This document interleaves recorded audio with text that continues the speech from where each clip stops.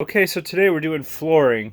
In order to center the flooring, we measured the back room, which is going to be our main starting point, divided it by the width of these boards, which is 5 inches, and then whatever was left over, that's how much we were going to have to cut this board, but divided by 2. So basically, you would have an even size board on either side of the room, and it should look a little bit neater and center all the boards a little bit better.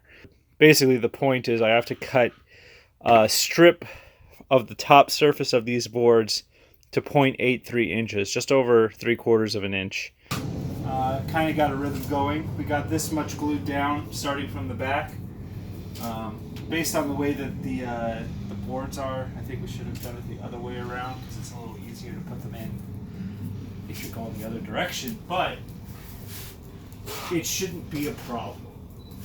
And we're doing such a small area that hopefully it shouldn't have major issues. This is the last bit that's going to need to go in the back room. I'm very excited about it. And we're just going to start moving down the hallway. To do the glue down method, the first thing I did was I took these boards out and I pre-cut them and just had them kind of floating there. I assembled them in place in the pattern that I kind of liked. I shuffled the boards around. And then when I started to get kind of a pattern that I liked, I dismantled it, pulled it apart, and started laying the glue down. And right now this is just me trying to cover as much of the subfloor as possible with the glue. And then you go back with the rake side and you do ridges. The reason for the ridges is that it allows more of the glue to touch more of the surface area of the floor. When you place something on here and you go left and right, it'll fill up all of these air spaces, the air gets pushed out, and then you get maximum coverage for a nice solid hold. So I'm just going to fill it all up. Go back with the rake. And then lay down the boards. I'm kind of cutting as I go using the miter saw and the table saw.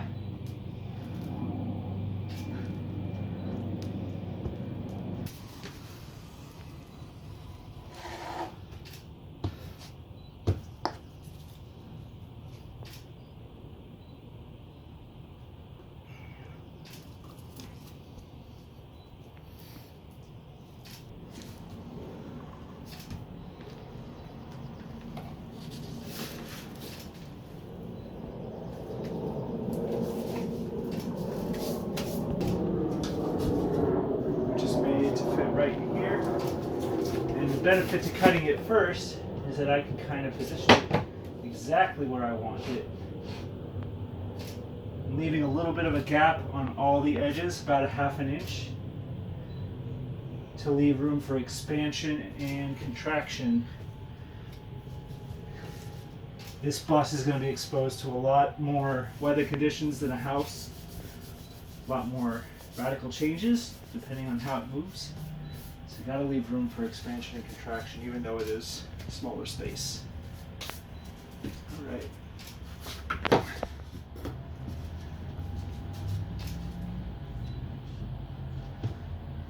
These are engineered hardwood boards. Just pretty much fall into place.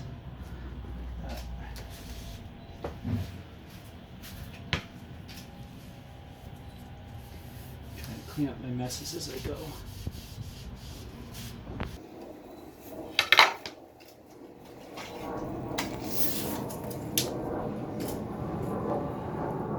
Exactly 15 inches.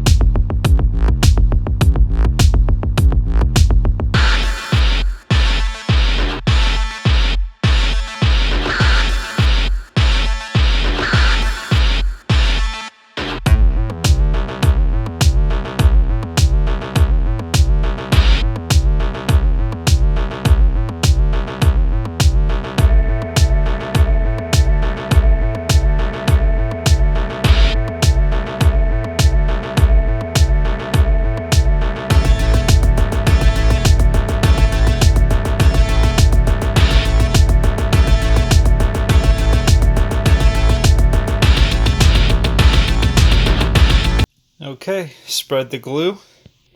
Now I'm going to cut some pieces for the bathroom. 43 3/4 inches, so that there's a little bit of space on either side.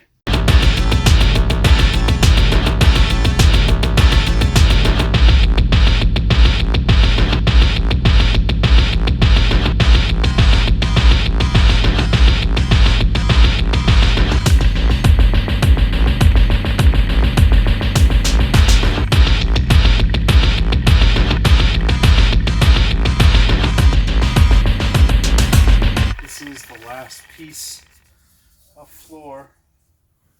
Hopefully it goes in nice and smooth. This project just does not want to end. There we go.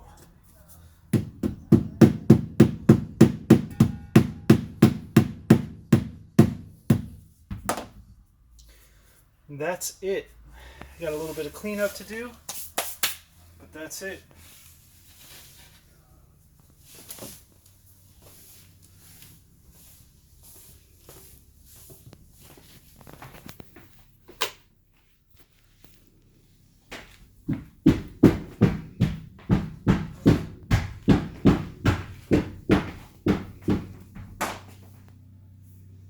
Good job. Actually, but yeah, it feels good.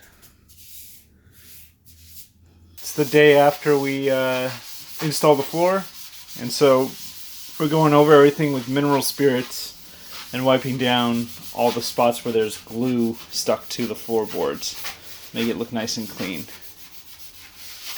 These are my trim pieces. I got them from Home Depot and have shellacked them, so they're all ready to go. They just need to be cut and put where trim is necessary. Alright, so all the molding is cut. I put it in place, but it's not attached at all. Just wanted to dry fit everything.